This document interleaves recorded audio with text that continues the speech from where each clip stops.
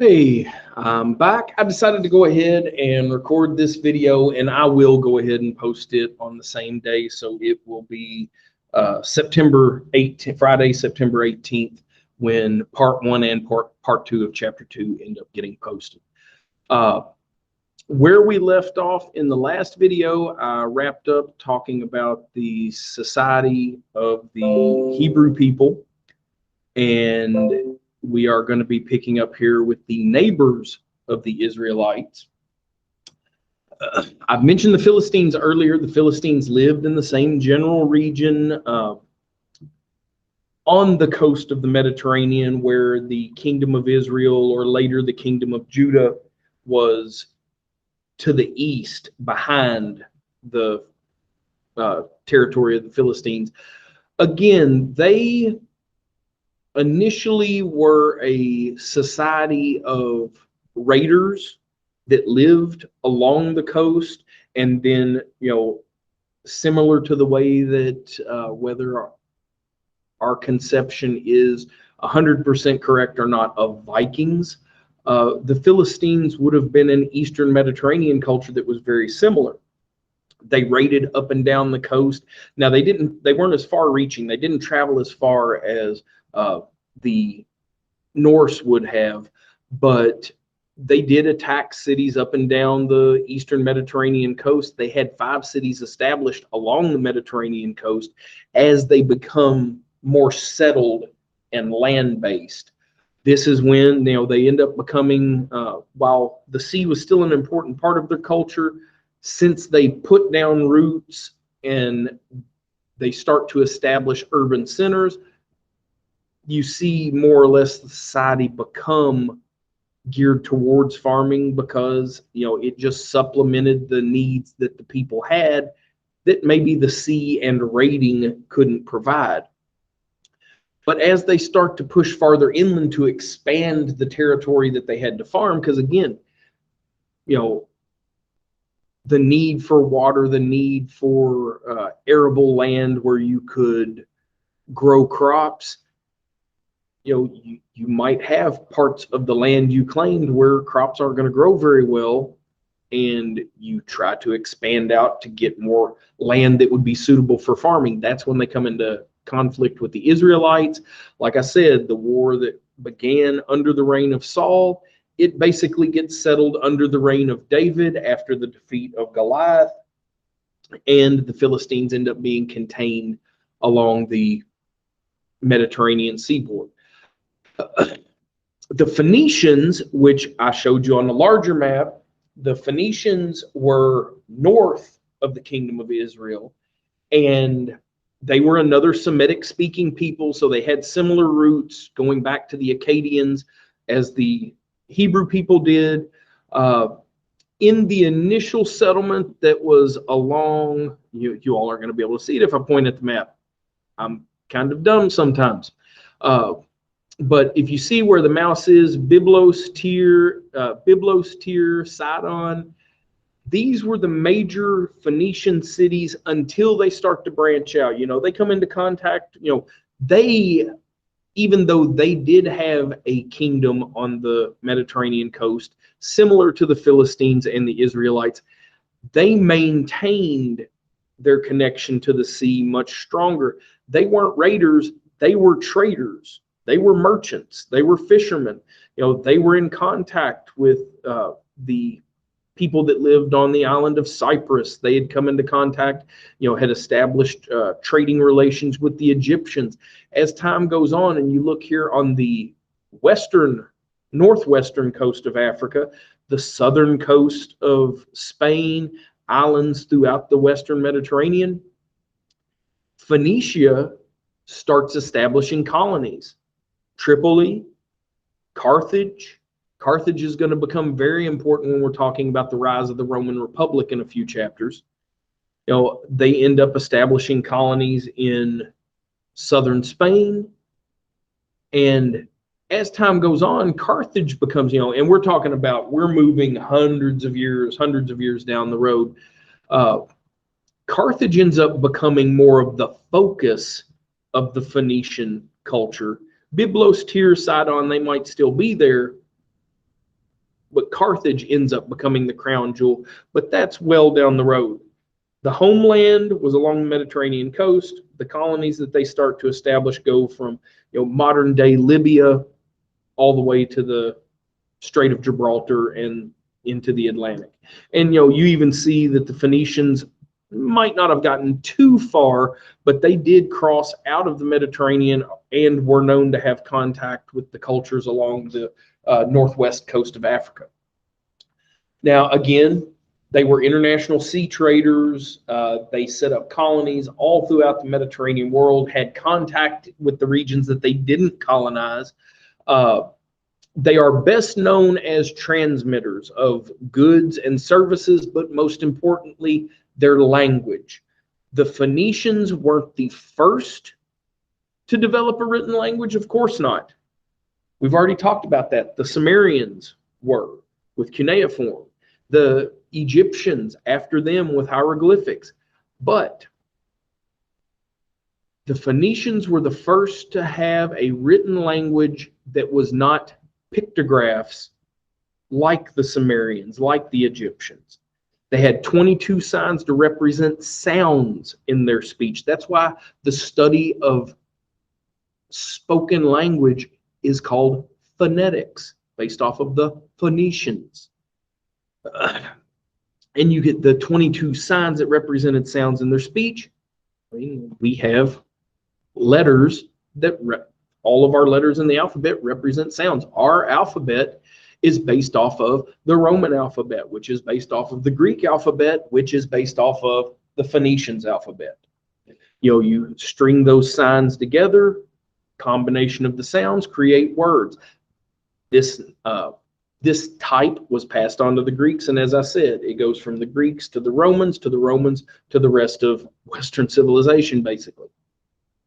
Now, there's not much on here to look at other than this is just and I try 9 times out of 10 to put maps in your all's lecture notes. I try to get them out of your textbook. If I'm able to scan them and put them in the lectures, I try to do so, as opposed to pulling a map that isn't the same that you'd be looking at if you were studying in your textbook. Next, we're going to talk about the Assyrian Empire. The Assyrian Empire, what you see in pink or pinkish, it's kind of, if you ever played with silly putty as a child or last week, I don't know. I don't judge. I don't judge. The silly putty color here around 700 BC, this was the Assyrian Empire. So the Assyrians, not only did they conquer Israel, Judah, they pushed down and, they conquered at least down to Thebes in Egypt. They conquered the Fertile Crescent. They conquered Babylonia. Now, as the Assyrians fell into decline, the Chaldeans, or the Neo-Babylonians, Neo is Greek for new, the new Babylonian Empire, because this empire started, the Chaldean Empire started in the same region that the old Babylonian Empire. We talked about Hammurabi in chapter 1. This group came from the same region. Now, around 562, at the height of their empire, they kind of skirted the Arabian desert. They didn't get too deep into the Arabian desert, but they had a very large, very sizable horseshoe here in the Near Eastern world, from the Persian Gulf to the Mediterranean Sea to the Red Sea. Now, the Neo-Babylonians weren't able to push quite. They got into the Sinai Peninsula, but they weren't able to push quite into Egyptian territory. The Assyrians rose as a previous group that I didn't really talk a lot about, but the Assyrians come to power as the Hittites end up being destroyed. Egyptian civilization is falling into decline. They're not quite into the late period yet, but we're definitely in the New Kingdom, and we're on the back half of the New Kingdom. So Egyptian civilization is in decline. Even though it's part of Mesopotamia, Assyria did have a different terrain, a different climate, where Assyria was coastal. Mesopotamia, the vast majority of Mesopotamia is farther inland, and you're talking about the territory between the two rivers. For much of Assyrian history, they were subjects, vassals of the kingdoms of Sargon, of Hammurabi, so the Akkadians, the Babylonians, and then as the Babylonian Empire falls, you have the rise of the Hittites. As the Hittites fall, now it's finally time for the Assyrians to rise to power. Well before the Assyrian kingdom really starts to assert itself in this region, just to show that they were there, they just weren't a force yet. They were still growing. They were still amassing power. Hittite documents note the emergence of a king of the land of Assyria going back to around 1360. Now, Tiglath-Pileser I, who ruled from 1114 to 1076 BC, he is the one that kind of set the stage for what the Assyrian people expected out of their kings. He was a military leader. I mean, honestly, he probably started off as a warlord who eventually conquered enough territory to take the title of king. But he was extremely brutal and efficient in his methods. And this is what comes to be expected. This was considered a standard of excellence. Everybody loves a win. Well, everybody loves winners. The Assyrians were winning, so of course the Assyrians, they want to emulate this successful ruler, because this is what has made the Assyrian kingdom strong. While he was strong, while he was brutal, just because the person before you was a strong leader doesn't guarantee that you're going to be a strong leader, doesn't guarantee that your kingdom will stay intact. His empire dies shortly after he did.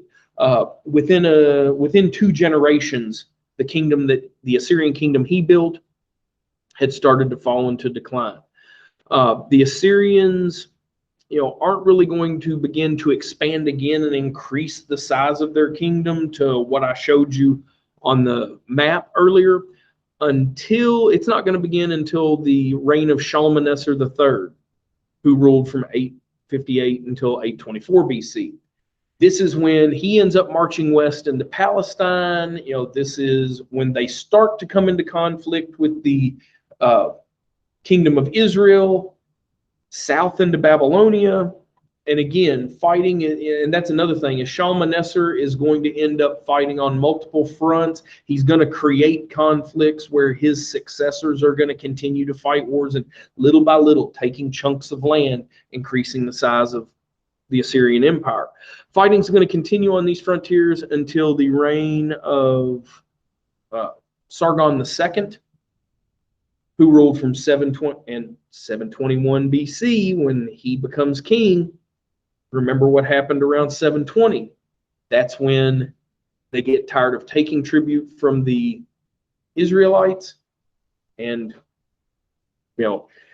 that's when they subjugate the Israelites, establishes control over all of Mesopotamia, like I said, subdues the entire region of Palestine, and that includes the Phoenicians, that includes the Palestinians, that includes the Israelites and the Judeans. The Assyrians, as time goes on, they conquer too much. And that's the thing, if you conquer too many people. Now, I've talked about how the Egyptians were fairly reasonable. If you move into Egypt, they welcomed people to move into their kingdom, but you had to do this, you had to do this, you had to do this. I've talked about the Persians, who we'll get to. With the Persians, you pay taxes, you acknowledge the great king of Persia as your ruler, and if Persia goes to war, you go to war. And you got to live your life. The Assyrians didn't do that. The Assyrians conquered you. They forced things upon you. That breeds hatred. And when you have amassed this great empire and you have a less than strong ruler, that's going to allow rebellions. And as rebellions start to pop, think of it like little fires start popping up. When you can't put all the fires out, the whole thing's going to go up in flames. And that's what happened to the Assyrians. They overextended their reach. By 605, the empire had fallen and given rise to the Neo-Babylonians, or the Chaldeans. The Assyrian Empire, the king had absolute power. Local officials answered directly to the king. They had one of, if not the greatest early system of communication. Not like a post office, but written communications. A local governor everywhere in the empire except for Egypt. Remember, the Neo-Babylonian or the Chaldean Empire didn't reach into Egypt, but the Assyrian Empire did conquer Egypt down to the city of Thebes. Egypt was so far removed from the rest of the Assyrian Empire, it would take longer to receive correspondence. If you wrote a letter asking the emperor for permission to do something, or said, this is the situation that we're dealing with here, what action do you want me to take? It might take several weeks to receive response. But everywhere else in the empire, it was almost like the Pony Express, if you studied that in middle school or elementary school, where you would have messengers that, one guy would go from point A to point B. He would give all messages that he had picked up to a rider at point B. That person would go from B to C.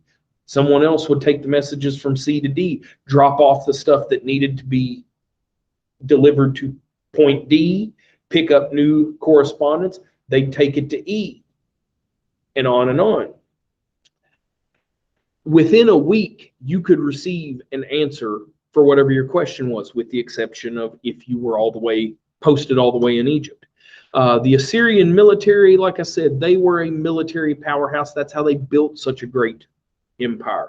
At its height, the Assyrian Empire could muster an army in the hundreds of thousands, which, when we're talking about this period in history,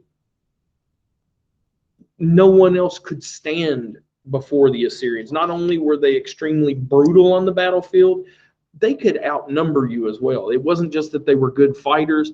They could also put more bodies on the battlefield than you could ever hope to. They were well organized, well trained, disciplined. They primarily used infantry, but they also utilized cavalry, horseback soldiers, and horse-drawn chariots with archers, which were mobile artillery on the battlefield. A chariot's able to move so much faster than troops on foot. They would be able, if you just had a team of chariots, you could encircle enemy forces before your infantry engage and just pepper them with arrows, and you're picking their numbers off before they're able to even get into the middle of the battlefield. Another thing about the Assyrians is not only were they powerhouse on the battlefield, but they were also very, very skilled at guerrilla tactics, hit and run, setting ambushes, fighting on the open battlefield, using siege warfare. If you see an Assyrian army coming, you don't want to fight them. So what do? You pull your people into walled, defended fortifications. Well, the Assyrians got used to this. They developed tactics specifically for attacking walled cities, because people didn't want to fight them, and they would try to turtle up and pull inside their shells. Also, the Assyrians, by all indications, were the first large-scale military force to equip themselves with iron weapons. So not only are they better trained, not only are they better disciplined, not only do they have units that other people aren't using right now, which the Assyrians, if I'm correct here, I think the Assyrians got the idea for horse-drawn chariots from the Egyptians, fighting them. They were adaptive when they fought, and when an enemy used a tactic or a unit against them that worked well, they're like, hey, we're going to borrow that. No different than a football team that has a lot of trouble playing this other team that uses a certain type of offense. Hey, we might pull a couple of those plays and add them to our playbook because, hey, it's hard to defend. But they had better technology. It might not sound like a lot, but iron weapons are just inherently stronger than bronze, than copper, which were, by this point, bronze was the primary tool or the primary material that weapons in the ancient Near East were made out of. But the Assyrians were using iron, and that gave them a tactical advantage because their weapons were stronger. It broke through bronze armor. It shattered bronze blades that the iron blades came into contact. Not on every swing, but still they were stronger, they were more reliable. Like I said, renowned for their siege warfare. The Neo-Babylonians, they come into power 612 BC. The Chaldean king, Nabopolassar, he ends up joining forces with the Medes. He captures the city of Nineveh. His son, Nebuchadnezzar II, who I've already talked about, he ends up defeating the Assyrians in truth during his reign. And under his rule, the Chaldeans end up conquering Egypt, Syria, or into Egypt. Like I said, they got into the Sinai Peninsula, but they never were able to completely conquer the Egyptians like the Assyrians had. They conquer Syria, they conquer Palestine. It's the Chaldeans that destroy the city of Jerusalem. The Babylonian captivity begins. Nebuchadnezzar was a great builder, not necessarily on par, but similar to King Solomon with the Israelites. He's responsible for building the Ishtar Gate, which this is just to give you an idea, in this museum, this is a reproduction of the Ishtar Gate. That portal, that doorway, is probably about 20 feet high. And again, this is just a reproduction, a model, because that door right there is probably 8 to 10 feet. And then you have the distance of, or the height of that door again on top of it. So 16 to 20 feet through that archway. Chaldean power was short-lived, and part of that is because after Nebuchadnezzar, you had a couple of honestly useless kings. 539 BC, the Persians end up conquering Babylon. The last king, Nabonidus, was so hated by his own people, and definitely hated by the Hebrews that were being kept in Babylon. He was so hated by his own people that when the Persians, just imagine having a ruler that is so hated by his own people that they welcome a foreign invasion. The Babylonians welcomed the Persian invaders as liberators because they hated their own king that much. Now, the king of Persia, or the Persian Empire, was, I need to back out of this for just a second here. Okay, I'm going to have to pause this really quick. Got a phone call that I've got to take. I will, I guess, have to post a third video, but we will get back to that in just a second.